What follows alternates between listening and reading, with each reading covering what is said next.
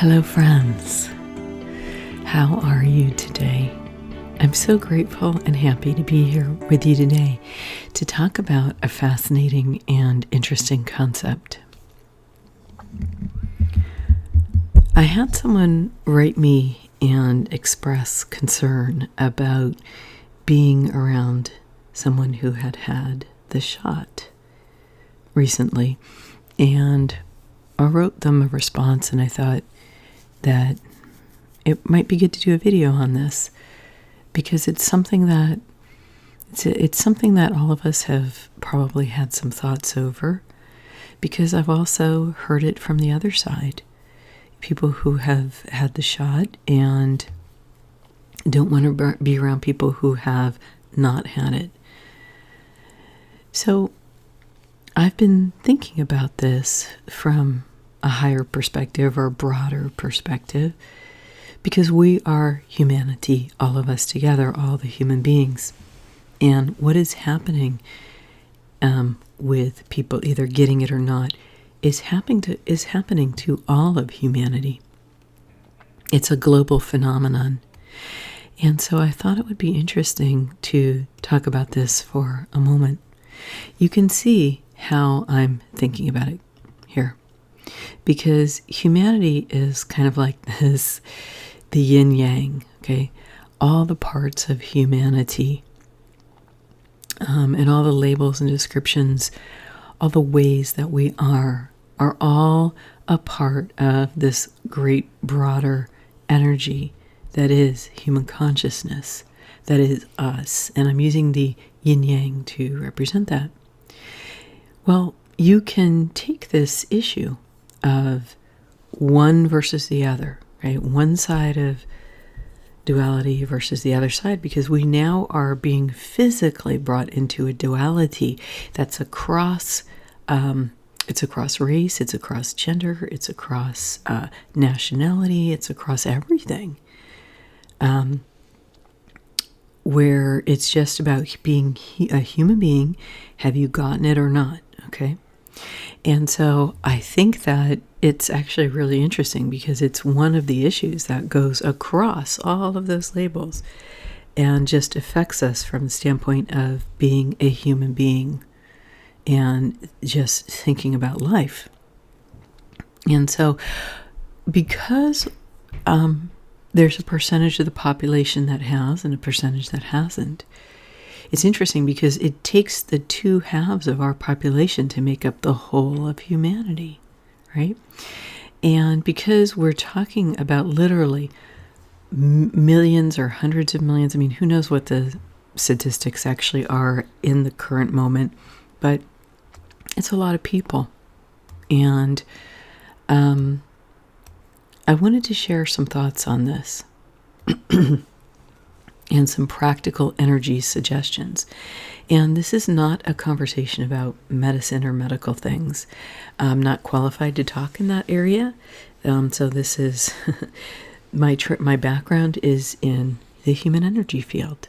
And so this is a discussion about energy, and my intent is for us to just play with these energy concepts. So here's the thing. I like to think about this in terms of transmuting energy. I've been working for a long time around the idea of intending something and then manifesting it physically. And my goal here is not to go into detail about anything like law of attraction or intention or whatever. I just want to bring it down to some simple concepts. And I like to use this story as the basis for why we can do this. When it comes to transmuting energy, where this is done most effectively, from my point of view, is from alignment with the divinity that we are, alignment with our humanity and our God-given energy, okay? The spark of the flame of the Creator that we are, that incarnated as a soul. Okay, and this soul that we are is resident within the human body. Each person has a soul, and that one's divine authority comes from connecting with that. So this practice involves honing your discernment, connecting with your soul, connecting with God, the Most High, the Creator of the universe, the source of all that is. Learning, other ways to say this would be to meditate and achieve a state of centeredness, to do energy work and achieve a state of 0 point, to do prayer and achieve a state of communion with God, with the divine. Okay? So that's what I'm talking about. I'm talking about doing this work from this space. And it's a space where one feels love for oneself and one is able to love anyone and anything from this space. Okay, it's really kind of fascinating. That does not mean loving someone for who they are does not mean that they can cross boundaries or be abusive or anything like that, okay? Loving someone is it's really a directed energy of choosing to have unconditional love for that person as a child of the Creator, no matter anything else. Okay, so, but you still can say you can't do this or that if it's not appropriate, not in alignment with your values, whatever. Okay, and those values, those boundaries, as far as I like to look at this, okay, so we have a boundary around the, I don't know if I can move that. There's a boundary around the yin yang. Okay, so that's in alignment with our guidance from God. The boundaries are in alignment with our spiritual guidance of the Most High Light. So I'm establishing the case for we have a divine authority. We can use unconditional love. And in doing so, that does not mean that we can't be strong. All right? Angels can be strong. Look at Archangel Michael slaying the devil. Archangel Michael did not let the devil abuse him. No. Archangel Michael slayed the devil. Okay, or dispatched him to his place of highest good. I think that this has probably happened many times because there's many versions of that energy. So I've made the case for acting from divine authority, for qualifying the energy from which we are talking about acting or intending or doing or living. Okay? Now let's apply this. But first, I want to mention the story of Jesus turning water into wine.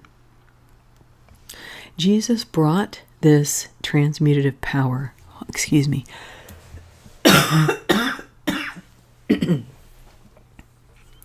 Jesus brought this power into the physical world.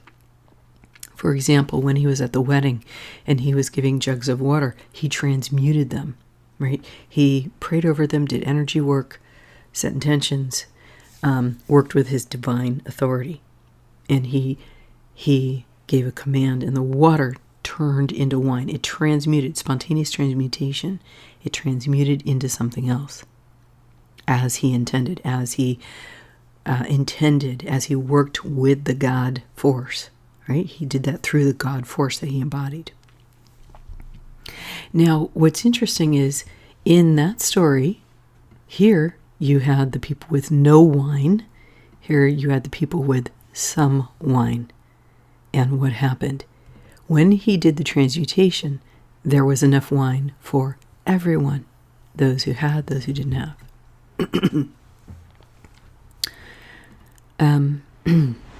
Now what's interesting is he did this at a wedding. What happens at a wedding? Two people from the two sides of duality, male and female, the two sexes, come together and become one version of the wholeness of humanity, male and female united, right? Isn't that interesting that where he did the transmutation was at a wedding where wholeness is created between living people? The wholeness of that relationship in alignment with God's will, right? The wedding calls on God to put these two people together in a holy union. Okay, so this is the example that we can use to do energy transmutation. Transmutation means changing one thing into another. Okay, so I want to talk about that related to these topics. Now, the next thing is there was another story of Jesus where he multiplied the fish and the bread. And so Jesus was giving a talk. I think it said there were like 5,000 people there. And the talk was going on so long that people were getting hungry. And what they did was they collected the meager rations of whoever happened to have food and put them together. And then Jesus spoke words over it and then said, pass out the baskets. And the baskets were overflowing with abundance. There was fish after fish after fish. Every single person ate as much fish and bread as they wanted. And they were satiated. They were full. They had enough. And what this tells us is our divine source is infinite. There are no boundaries on resources when it comes to the divine. We have enough, we are enough, we do enough, and we receive simply because we have that divinity within us and we allow ourselves to receive. The people who ate the fish had to take the fish out of the basket and eat the fish, right? They had to accept that gift from Jesus' transmutation, right? But this is what I want to say, the divine source is infinite. And indeed, they had leftover food, and Jesus instructed them not to waste anything, but to wrap it all up. You know, I assume people left with it or whatever, who knows? I don't think that's part of the story, right? The point is there was so much abundance that there was plenty and plenty, there was bushels and bushels extra. Okay, so now I want to bring these two concepts to this idea of V versus un-V. I'm just going to call it that. V, un-V. Okay. So someone wrote to me, and I want to read to you what I responded. Because, let me see here. I gotta find it. I thought I had it right here. Here we go. And what was written was... Okay, so this person was looking at being physically worked on their body from a practitioner who had gotten the V, okay? And they said this has been a bit of a concern. So this is what I responded to them. I said, okay, I said this, number one, this is what I do. If I walk into a practitioner and let's say I'm getting body work or anything, now this is my experience and it may or may not mean something for you, but I want to share what I do. And then you can make the conscious choice of whether you want to try this or not. But it's your conscious choice to do that if you wish. Okay, so basically, here's what I do. Okay, I use these concepts that the divine source is infinite and that transmutation from the level of my divine authority is possible. Because remember, Jesus Christ said, this you will do and more. He said that to the people. What I have done, this you will do and more. Okay, so he was instructing us to practice this stuff. So here we go. What I do is when I walk into anything, it doesn't matter if it's a room, it doesn't matter if I'm getting body work, it doesn't matter if I'm going to eat, it doesn't matter if I'm having someone into my home or whatever, I wrap myself in light. Okay, so I set the energy parameters of that light that I am wrapped in. And here you have the gold part wrapped in light. Here you have the blue part wrapped in light. And it could easily have been someone also messaging me saying, I've gotten the V. I feel uncomfortable being worked on by somebody who has not gotten it. Okay, so it works for this side, V, it works for unv. Apparently things are just, shifting big time, okay, with this discussion. Using the physical noise as a representation of what's going on in energy. Okay, so what am I saying? Whether you have gotten the shot or not gotten the shot, if you're concerned about walking into a space that's not, let's say it's not your home, okay? You walk into a space, you walk into a restaurant, you walk into a doctor's office, you walk into a massage practitioner, you walk into whatever. All you have to do is surround yourself in light and in fully, like I kind of see it as like a sphere or just like a layer of energy wrapping around me. Okay, now this ties back to statements in the Bible where the angels are said to bind beings. This is a type of that practice in alignment with the highest good, with your highest good. So this is a positive use of this. Okay, so when we wrap our energy field, okay, so here's the wrapping around the yin yang, we can now program this. Why? Because the energy is electromagnetic and a divine level, in my view, plasmic, and we can therefore program it. Oh my God, what is going on? Things are just like the whole world is changing around. There's all this bumping and banging. Anyway, here we go. So you program the energy field. And what you do is you say, let me give you an example. So you can change this to use words that resonate with you, or you can use my words, or you can connect with through prayer, through your meditation, through your 0 point. You can get your own guidance about exactly what words to do. Okay, so I'm asking for you to take personal responsibility in doing this, to use your own discernment and to use your own guidance. Okay, so what I do is I wrap myself in the light. Okay, so this is a celestial mechanism. And I ask that it be of the highest light, okay, in my highest good. And that what passes through this when it even just gets outside, if it's going to pass through my body, it is transmuted to the highest good. Okay, so let me get an arrow, because I wasn't thinking that I would use an arrow, but now I'm going to use an arrow. Okay, so if something is going to approach my energy field and then pass through it, so what I do is I declare that the energy will be transmuted the moment it touches my field into a substance and energy, whatever form it takes, that is in alignment with my highest good, in alignment with my highest health, in alignment with my highest outcomes. And if it can't do that, okay, and if it's not in my highest good for that to occur, for whatever the transmission is, it bounces off my field. Why? Why can it bounce off my field if energy in motion is always in motion? I will show you. Okay, so here's what it is. I'm really changing the world apparently with this.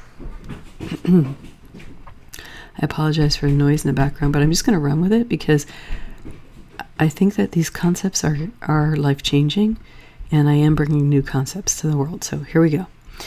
So what it is this, okay? So if these energies are not in alignment with my highest good, it's because they are of a lower vibrational state. So how would they bounce off? Technically, they don't bounce off, okay? Technically, what happens is they continue through that lower vibrational state because energy in motion is always in motion.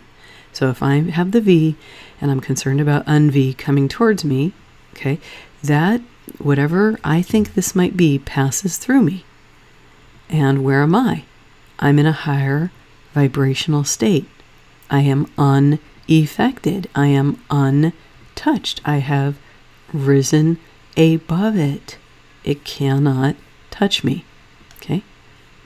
La la la la la. I'm just floating above it. I'm in a higher vibrational state. And the same with if someone has gotten the shot, okay, and I am concerned about it interacting with my body, I wrap myself in the light. This is permanent. You know, I can make it a permanent quote structure, energetic structure in my field. And in this permanent energetic structure, what happens is what I have already stated. Any energy that comes in contact with my field is transmuted in alignment with my highest good, in alignment with my highest health, in alignment with my highest outcomes. That means if something comes towards me from someone who's gotten the V, a spike protein or whatever, okay, so here it is, it's floating through the air, came into contact with my field, except first it hit the energy layer, okay, and guess what happens? It is transmuted in alignment with my highest good, okay, or it bounces off. Now, it's not really that it bounces off, okay? What it does is it continues through. I'm unaffected. Why? Because the vibrational state of my field is incompatible. I am not in the same reality as whatever that is. Do you understand that? I am no longer in the same reality. Why? Because I shifted my field frequency. Why? Because I set energetic parameters. Why? Because I wrap myself in an energy and I created a program, and I have the divine authority to do that. I have the divine right to do that, and I have abundant and infinite energy to sustain that without doing anything else. God within me sustains that. My soul sustains that for me until I change the parameters. Ta-da! So this is not medical advice. This is energetic play.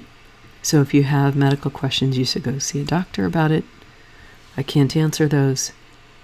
But do you see what I'm saying here? Isn't this amazing? Now, I have found that this works very well for me. Now, there are certain situations where if someone has gotten the shot, okay, this is what I have found through personal experience. Within the first, I don't know how long it is, 2 weeks, like right after they've gotten it,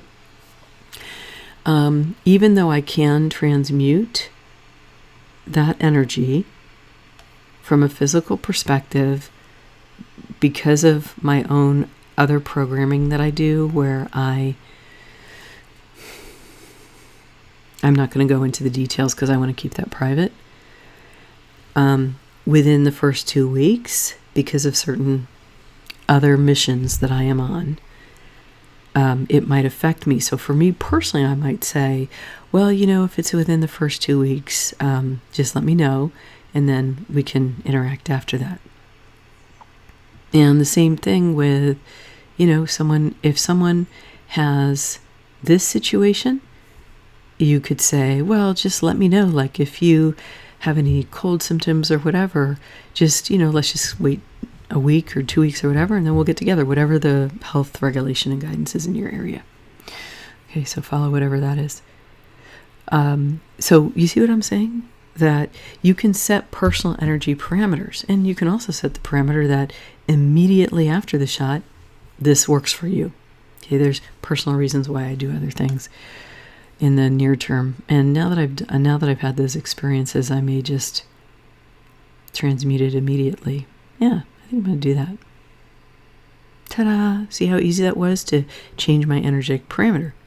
I go back to that state of stillness. I go back to that state of connectedness where I'm in alignment with the highest light, in alignment with my highest good. I'm in a prayerful state. I'm in a state of meditative centeredness. I am in a state of 0 point in energy. And now I shift my parameter. From the moment anyone experiences anything, as that moves towards my field, it's transmuted to my highest good, my highest health, my highest outcomes for my physical body and my non-physical body and my soul that is embodied in my body and my human life, right? Because I love my human life. I honor, respect, and value my human life. And it is done. Okay, I did it from my divine authority.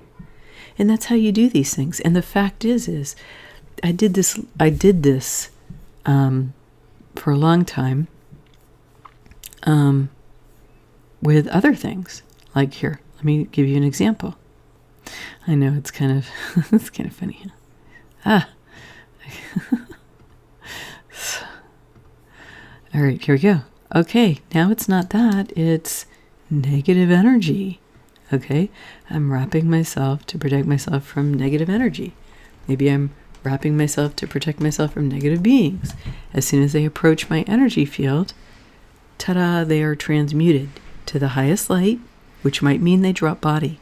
Okay, this is in the non-physical energy. Or they move away from me if they don't wish transmutation. So now I can walk into a room. You walk toward me and you're in the non-physical and you have negative energy, transmutation is going to occur. Why? Because the light in me will do that. Why? Because I have infinite supply. I have an infinite ability to connect with the creator of all things. And that is working through me. As a human being, I've set that up. I don't have to do anything else. The creator, the spark of light, the divinity within me gets it done, takes care of it. Isn't that fascinating? So this is like I'd say, it's like a holy gift. It's a sacredness, okay? It's a sacredness that we have the opportunity to use and act upon. Now, here's the thing.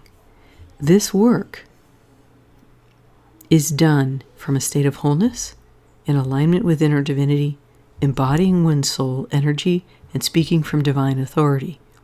It cannot be done from the level of energy in this way. It's a beautiful child, right? A beautiful child voice. Thanks for being here. It can't be done from a state of duality or of magical practice in duality. That is completely different. Those are completely different, in a way, energetic practices. So it's not part of that, okay? Because those are energetic practices that can be used by humanity, but they are from a different state of dimensional state of being. Okay, so the state of being that this is done from is specifically 5D. I call this the fifth dimensional and higher states of being.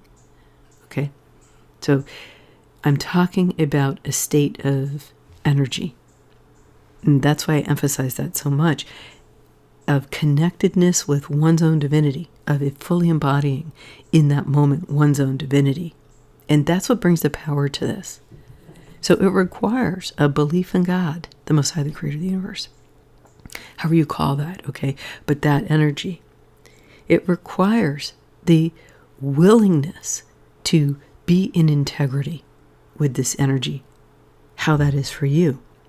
It requires the human desire to embody one's own soul light.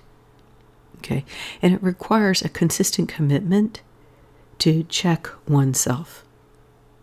And here's the other thing, and this is kind of a little bit of a warning, but those of you who already work with energy will understand what I'm talking about here. If you attempt this work, okay, but you attempt it from the standpoint of not intending the highest good, okay, and you work with energy at this level, it will come back immediately to the practitioner. So this is why I always declare when I do this work, and even I want to add this to the energy parameters that I suggested. I always ask that my field parameters be in alignment with my highest good. And what does that do? In the end, it takes my human choice and it gives the ultimate outcome to God. And it follows Scripture to do this. Okay, in Scripture, it says, declare a thing and it will be. Okay? So I'm declaring a thing, right? I'm declaring the state of my energy field, of this wrapping that I'm experiencing. And you can even imbue this throughout. You can imbue this throughout your whole body and energy field, which I also do. That's another discussion. And as you do these practices, what you will find is that where you have unconscious permissions, those are going to come up for you. Why? Because of what I just talked about. The warning I brought with saying that this energy has to be used appropriately. There's always the allowance for human error. Why? Because we're humans and we're fallible. Okay, the divine is infallible, but we are fallible. And that's why giving it to God takes care of that aspect. So from within my humanity, I could only think of what was available to me from my humanity. Okay? From my mind, from my knowledge of what may be. But the divine is all-seeing, all-knowing, omnipresent, etc. So I give it to God. Because if for some reason there is a moment where this energetic state is not in alignment with my highest good, then God will fix that. Maybe for some reason it's good for me to, and this is what I was talking about earlier, about the 2-week thing, where there have been a couple instances where I've been affected. And why? Because it was my soul level mission to learn about those effects and then pass that information on to others. Mission done, reset parameters. You see what I'm saying? So, yeah. So it's not without bumps in the road. It's not without potential missteps. It's an evolving energetic, right? You practice it, and then you make changes as those come to you. A situation happens, and you say, "Oh, why did this happen? If I had my parameters set." And then you look back through, "Oh, wait, I had this in my mind, and that gave unconscious permission." Or I spoke to someone and they said this to me and I said that. I didn't really mean it, but I voiced the words. That's a big one. Speaking out of obligation rather than your pure divine alignment. And so this is what I wanted to offer to you, that here's the thing. We are all a part of humanity. Miracles can happen. That's the other thing. The divinity brings miracles.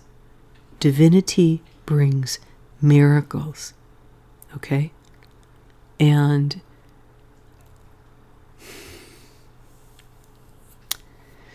divinity brings miracles.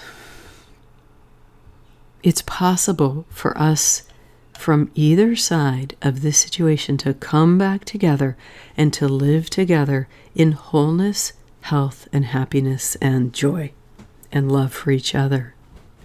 It takes a conscious intention to do that. And I believe, in addition, that the situation with this shot and the situation with not having the shot, that it's possible for whatever, if you're on this side and you think, oh, X, Y, and Z about that side, that God can create miracles to heal that. It is possible. It will happen. Why? Because humanity wants it. Now, from this side, if you're concerned about what's happening on this side, miracles can happen.